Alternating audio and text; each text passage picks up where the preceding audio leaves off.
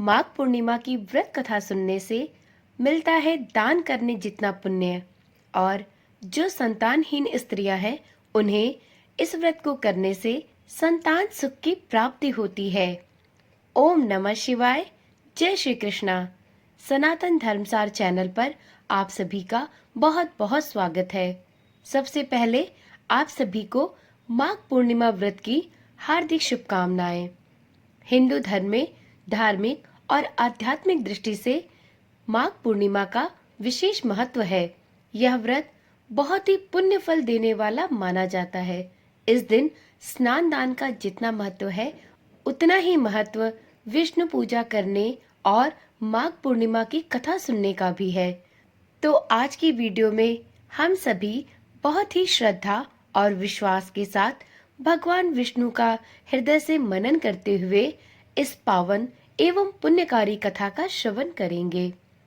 पौराणिक कथा में वर्णन मिलता है कि किसी नगर में धनेश्वर नाम का एक ब्राह्मण रहता था। उसकी पत्नी रूपवती, पतिव्रता और सर्वगुण संपन्न थी। बस दुख एक बात का था कि उनकी कोई संतान नहीं थी। यही कारण था कि वो दोनों बहुत चिंतित रहते थे। एक बार उस नगर में एक महात्मा जी आए। वो नगर के सभी लोगों से दान दक्षिणा लेते थे, लेकिन धनेश्वर की पत्नी जब भी उन्हें दान देने जाती तो वो लेने से मना कर देते। एक दिन धनेश्वर ने उन महात्मा के पास जाकर पूछा, हे महात्मन, आप तो नगर के सभी लोगों से दान लेते हैं, लेकिन जब भी मेरी पत्नी आपको दान देना चाहती है तो आप उसके हाथ का दान स्वीकार नहीं करते। हमसे यदि कोई भूल हुई हो तो हम ब्राह्मण दंपत्ति आपसे क्षमा याचना करते हैं। महात्मन उनकी बात सुनकर बोले, नहीं विप्र, आप तो बहुत ही विनम्र और हमेशा आदर सत्कार करने वाले ब्राह्मण हैं। आपसे कदापि भूल नहीं हो सकती। महात्मा की बात सुनकर धनेश्वर हाथ जोड़कर बोला, हे मुनिवर, आखिर क्या कारण है? कृपया हमें उससे अवगत कराएं। इस पर महात्मा बोले, हे विप्र, तुम्हारे कोई संतान नहीं है और जो दंपति निसंतान हो उसके हाथ से भिक्षा लेना अधम या पापी के हाथ से भिक्षा ग्रहण करने के बराबर है।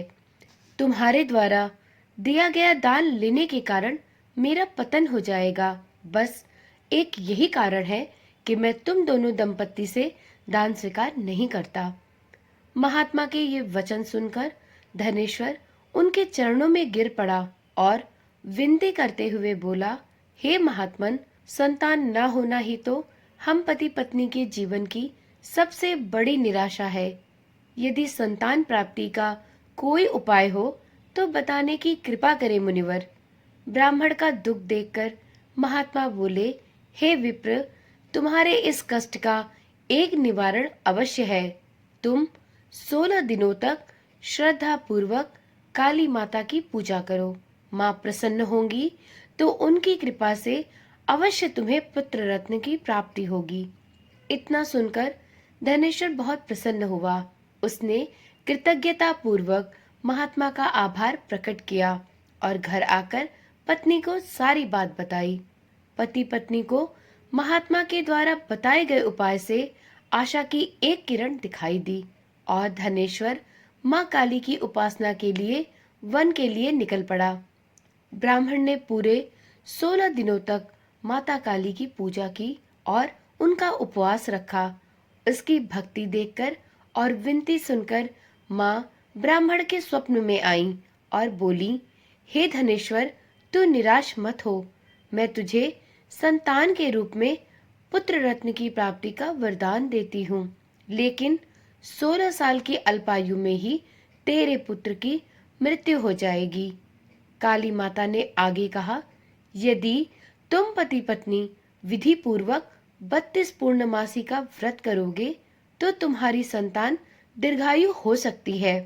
प्रातःकाल जब तुम उठोगे तो तुम्हें यहाँ आम का एक वृक्ष दिखाई देगा। उस पेड़ से एक फल तोड़ना और ले जाकर उसे अपनी पत्नी को खिला देना। शिव जी की कृपा से तुम्हारी पत्नी गर्भवती हो जाएगी। इतना कहकर माता काली अंतर ध्यान हो गई। प्रातःकाल जब धनेश्वर उठा तो उसे आम का वृक्ष दिखाई दिया, जिस पर बहुत ही सुंदर फल लगे थे। वो काली माँ के कहे अनुसार फल तोड़ने के लिए वृक्ष पर चढ़ने लगा। उसने कई बार प्रयास किया, लेकिन फिर भी फल तोड़ने में असफल रहा। तभी उसने विघ्नहर्ता गणेश भगवान को स्मरण किया और गणपति की कृपा से इस बार वो वृक्ष पर चढ़कर फल तोड़ लाया। धनेश्वर ने अपनी पत्नी को वो फल दिया, जिसे खाकर वो कुछ समय बाद ही गर्भवती हो गई। दंपति काली माँ के निर्देश के अनुसार हर पूर्णिमा पर दीप जलाते रहे। कुछ दिन बाद भगवान शिव की कृपा हुई और ब्राह्मण की पत्नी ने एक सुंदर बेटे को जन्म दिया, जिसका नाम उन्होंने देवीदास रखा। जब पुत्र 16 वर्ष का होने को हुआ तो माता पिता को चिंता होने लगी कि इस वर्ष उसकी मृत्यु निश्चित है। दंपति ने देवीदास के मामा को बुलाया और कहा, तुम देवीदास को विद्या अध्ययन के लिए काशी लेकर जाओ और 1 वर्ष बाद वापस आना। दंपति पूरी आस्था के साथ पूर्णमासी का व्रत कर पुत्र के दीर्घायु होने की कामना करते रहे। इधर काशी प्रस्थान के बाद मामा भांजे एक गांव से गुजर रहे थे। वहां एक कन्या का विवाह हो रहा था, परंतु विवाह होने से पूर्व ही उसका वर अंधा हो गया।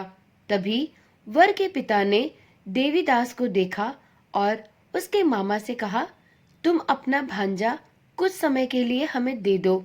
जब विवाह संपन्न हो जाएगा तुम अपने भांजे को वापस ले जाना। ये सुनकर मामा ने कहा, यदि मेरा भांजा ये विवाह करेगा तो उसे कन्यादान में मिले धन पर हमारा अधिकार होगा। वर के पिता ने मामा के इस शर्त को स्वीकार कर लिया और देवीदास के साथ उस कन्या का विवाह संपन्न हो गया। इसके पश्चात देवीदास पत्नी के साथ भोजन करने बैठा, लेकिन उसने उस थाल को हाथ भी नहीं लगाया। ये देखकर उसकी नवविवाहिता पत्नी बोली, स्वामी, आप भोजन क्यों नहीं कर रहे हैं? आपके चेहरे पर ये उदासी कैसी? तब देवीदास ने उसे सारी बात बताई। यह सुनकर वह कन्या बोली, स्वामी, मैंने अग्नि को साक्षी मानकर आपके साथ फेरे लिए हैं। अब मैं आपके अतिरिक्त किसी और को अपना पति स्वीकार नहीं करूंगी।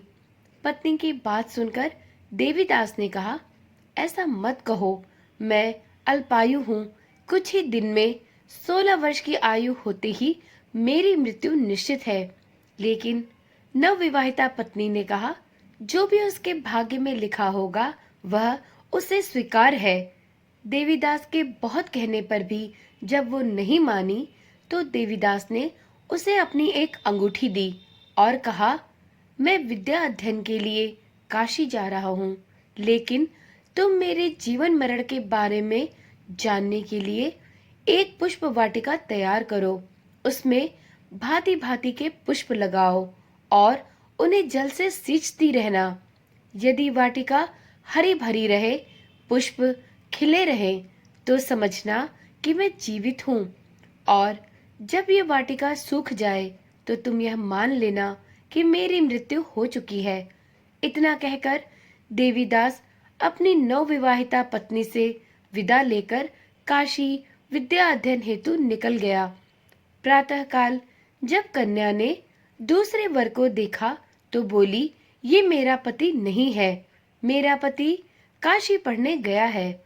यदि इसके साथ मेरा विवाह हुआ है तो ये बताए कि रात्रि में मेरे और इसके बीच क्या बातें हुई थी और इसने मुझे भेंट स्वरूप क्या दिया था। ये सुनकर वह वर बोला, मुझे कुछ नहीं पता। पुत्र की ऐसी बातें सुनकर पिता पुत्र लज्जित होकर अपने बारातियों के साथ वापस चले गए। उधर एक दिन प्रातःकाल एक सर्प देवीदास को डसने के लिए आया, लेकिन उसके माता पिता द्वारा किए जाने वाले पूर्णमासी व्रत के प्रभाव के कारण वो उसे दस्त नहीं पाया। तत्पश्चात काल स्वयं वहां आए और उसके शरीर से प्राण निकालने लगे। देवीदास मूर्छित होकर गिर पड़ा। तभी वहां माता पार्वती और शिवजी आए। देवीदास को मूर्छित देखकर देवी पार्वती बोली, हे स्वामी, देवीदास की माता ने 32 पूर्णमासी का व्रत रखा था। उसके फलस्वरूप कृपया आप इसे जीवन दान दे। माता पार्वती की बात सुनकर भगवान शिव ने देवीदास को पुनः जीवित कर दिया। इधर देवीदास की पत्नी ने देखा कि पुष्प वाटिका में एक भी पुष्प नहीं रहा। वो जान गई कि उसके पति की मृत्यु हो चुकी है और वह विलाप करने लगी। तभी उसने देखा कि वाटिका पुनः हरी भरी हो गई। यह देखकर वह आश्चर्यचकित रह गई और साथ ही बहुत प्रसन्न हुई।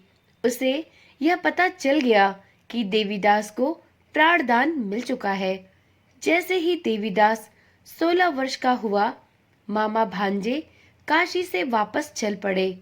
रास्ते में जब वो कन्या के घर गए तो उसने देवीदास को पहचान लिया और अत्यंत प्रसन्न हुई। धनेश्वर और उसकी पत्नी भी पुत्र को जीवित पाकर हर्ष से भर गए और साथ ही उसकी नवविवाहिता को भी देखकर प्रसन्न हुए और उन दोनों का भली प्रकार से स्वागत सत्कार किया।